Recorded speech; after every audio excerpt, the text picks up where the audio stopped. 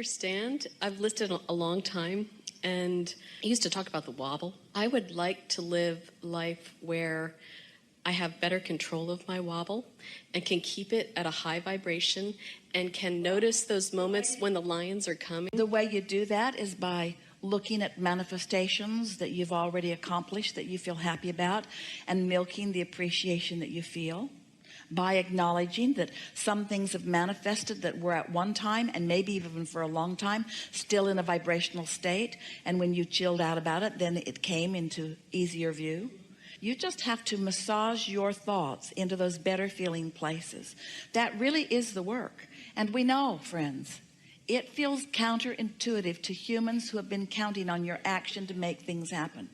But it is our promise to you, your action is minuscule in comparison with the power and the leverage of alignment with this vortex. Most people are offering most of their action or behavior to compensate for not flowing their energy in a productive way. You worry about stuff and you don't line up with well-being, and you beat the drum of things not going well for you.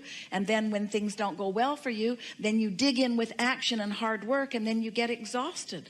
Because this receiving mode is not just the vibrational place. Just like you have to set your radio dial on 98.7 FM if you want to hear what's broadcasted from that tower. You can't set it on some other frequency. You have to tune your tuner to that broadcasting tower. And so we want to convince you that this vibrational reality, that this vortex is a broadcasting tower that includes everything that you want and all that you are, and the path to full manifestation of every bit of it. And if you can accept that that is so, and then you can just care about tuning yourself to it, which just means think thoughts that feel good, then everything will turn out the way you're wanting it to. Such a nice thing. You could have 5 things, we know you've heard this, that are important to you. There are always more than that, but let's say 5 major things. And 4 of them could be going extremely well and 1 of them not well. And you as humans mostly think that you better dig into that one that's not going well. And as you do, you tune to what's not going well, and you actually pinch off the well-being on the other 5 that were going well. Conversely, you could have only 1 thing that's going well and 5 things that are going awful. And you could focus upon the 1 thing that is going well, set your tone by your attention to that, and the other 5 would fall into alignment, because the receiving mode is the receiving mode. But when you believe that you have to work hard to compensate for inferiority or for past wrong deeds, or when you feel that you have to work hard in order to justify your existence, all of those things are so contrary to what your inner being knows about your readiness and your worthiness, that you get crosswise of the energy, and then you do offer more effort, and then you get tired. Where if you're feeling good about yourself and others, if you're looking for positive aspects, if you're counting your blessings, so to speak, looking for reasons to feel good, not having knee-jerk reactions to so many things, then you're in the receiving mode. But the receiving mode is also the replenishing mode. That's where your stamina comes from. That's where your clarity comes from. That's where your vitality comes from. That's where the good ideas come from. But most humans, we love you so much, you know what's coming next. You are reacting to things. So you're looking around, wanting to be objective, and that's a good thing, because you got to sift in order to launch those rockets. But as you're looking around, so often, instead of identifying what you want and running with it, you are having a reaction to what you don't want. And when you are reacting to what you don't want, then you're putting more emphasis on that. So you're actually often vibrating more in contrast to what you want than you are in harmony with what you want. Every subject's 2 subjects: what is wanted and the absence of it. So sometimes you're thinking that you're thinking about money when you're really thinking about not having enough of it. Sometimes you're thinking about having or getting or improving a relationship when often you're thinking about the absence of a relationship, or something about the relationship that you've got that you don't want. And so if you don't introduce an understanding into this equation of what your emotions are telling you, then you can't guide your thoughts at those early subtle stages. And if you don't guide them at early subtle stages, then law of attraction is going to carry them into greater and greater momentum, where you believe then that you have to take action, but there's not enough action to compensate for that momentum that's going in opposition to what you want. So what's the answer? Chill out. The answer is be nicer to yourself. The answer is Think more thoughts about yourself that feel good and about others too. The answer is, don't work so hard. Give yourself a break. Get more rest. Be nicer to yourself. Do more of the things that feel good to you. That's the way you turn this around. You got to give yourself a break. You cannot demand yourself into alignment. You can't effort yourself into alignment. You've got to release. You've got to let go. You've got to let go of resistance. When you let go of that cork, we promise you it will float, you see. So we've written a few books. And they are significant because they are the pieces that you are looking for.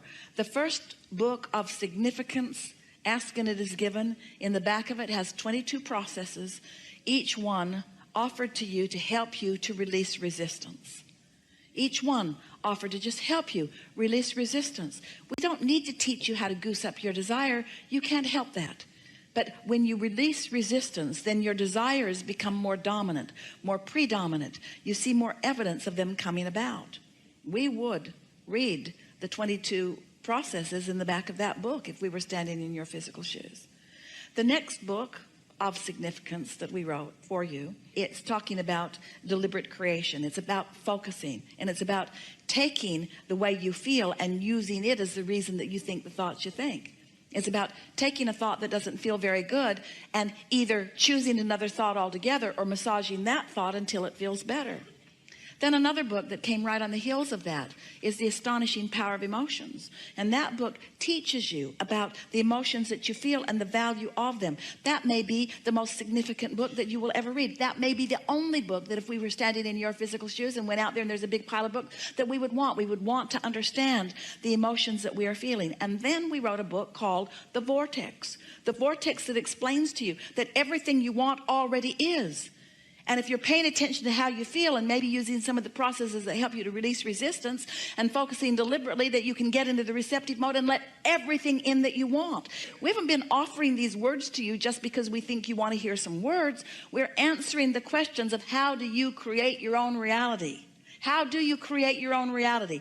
By having thoughts that you think. The question is, and this is the question that we're really wanting to put to you, to all of you, are the thoughts you think, thoughts that you're thinking because you're the creator of your own experience? Or the thoughts that you think, reactionary thoughts because somebody else is having an experience that you're observing and you're having a knee-jerk reaction to what's going on? Because that's a big question. If you are reacting, then you have no control. You're like a cork bobbing on a raging sea. You have no control at all.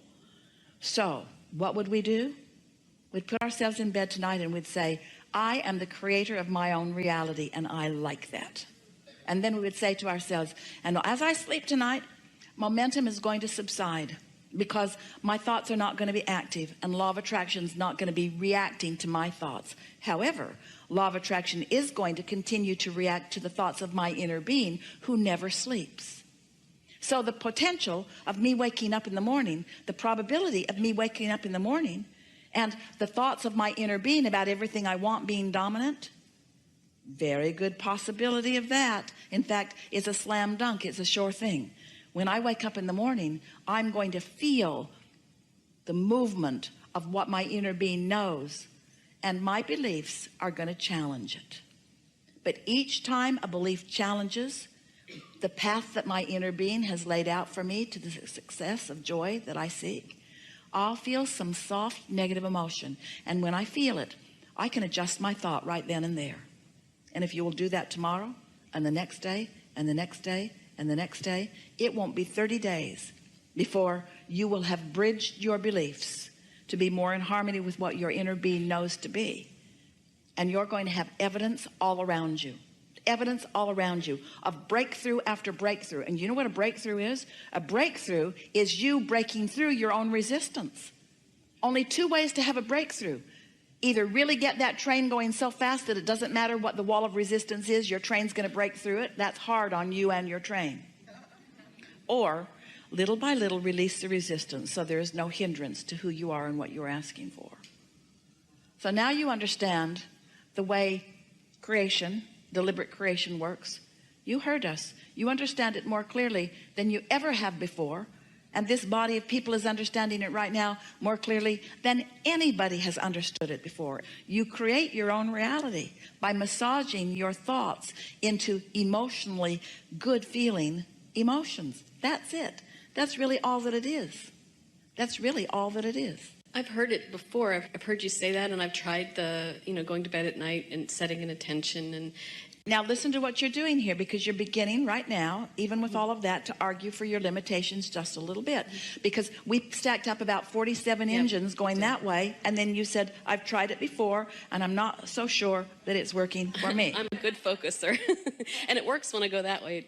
It works that way too. But catch yourself doing that, in other words, and that was your knee-jerk. In other words, when we say you create your own reality, your knee-jerk, given the vibration that you hold, is, I'm not so sure about that because I don't think I would do things that I don't want to myself. That's a sort of knee-jerk reaction. And so we don't want you to heed our words or follow our words or do what we say. We want you to care about the way you feel and choose better feeling thoughts. So our question to you, to all of you, is how do you think you came to being willing to endure negative emotion? What's up with that? Why would you choose a thought that doesn't feel good when you could choose a thought that does feel good? Well, maybe it's because you wanted the contrast to help you really launch some rockets. Maybe you wanted to be a little hard on yourself so that you'd ask in a stronger way. Maybe you wanted to deprive yourself of what you really want for a while so that you really care about it. Sometimes you do that to your kids. You say, no, wait till your birthday or wait till Christmas. I want you to really want this before you get it, because then when you get it, you'll really like it. So you sort of train yourself to hold yourself apart from the well-being that would be there all of the time. But we're really putting a straightforward question to you, to all of you. Why would you, what would cause you to be willing to deprive yourself of feeling good? Why would you beat up on yourself? And the answer is, you don't like yourself very much. And the reason that you don't like yourself very much is because you've been looking to disconnected people to like you, and they don't like you very much. But it's not personal. They don't not like you because you're not likable. They don't like you because they're not in a likable mood. It's not personal. They're not depriving you of their love. They're just pinched off from their own love, so they don't have anything to give you. And everybody's going to give you what they're feeling. So if they're all pinched off and you say, look at me and give me something, they're going to give you something that you don't like. And then you're going to get used to what it feels like not to be liked. And all along, your inner being is loving you so much. Every time you're not being loved by someone, your inner being is loving you more because you're asking for it stronger. So the more Source loves you, and the more you don't let yourself feel the love of Source, and the more you look through cracks of others for them to love you, and the more you become dependent upon them, those flaky human friends, they're just not consistent. They're so fickle. Oh, they'll love you if you'll do everything that they want you to do. But boy, you better not let up for a minute, and their love for you will stop because it was contingent upon you pleasing them, because we love you so much. But you've got this backwards, and you've had it backwards for quite a while, haven't you? But when you get it turned around and you begin to accept that when I feel love, that means I've opened the conduit, and the love that is me is flowing through me, not through me only to others, but through me and to me and through me. When you're loving someone else, do you know who receives the greatest benefit of your love? You do, because your valve's wide open and every cell of your body is resonating with the love that is flowing through you, you see. You got to stop looking for lovables in order to love. You got to love just because that's what you do. You love. And then when you get in that vibration of love, oh, lovable shows just show themselves. You got to talk yourself into feeling good about you. You got to talk yourself into feeling good about the situation. And it's really worth it. It's a big payoff, because when you keep your valve open no matter what, then good just keeps flowing to you. But if you pinch your valve off for some petty little reason that really isn't important, because you've got some beliefs that you've been dragging around that haven't served you that well anyway, then life can be a sort of hard road. Yes? Yep. This seems like an exceptionally good time for a segment of refreshment.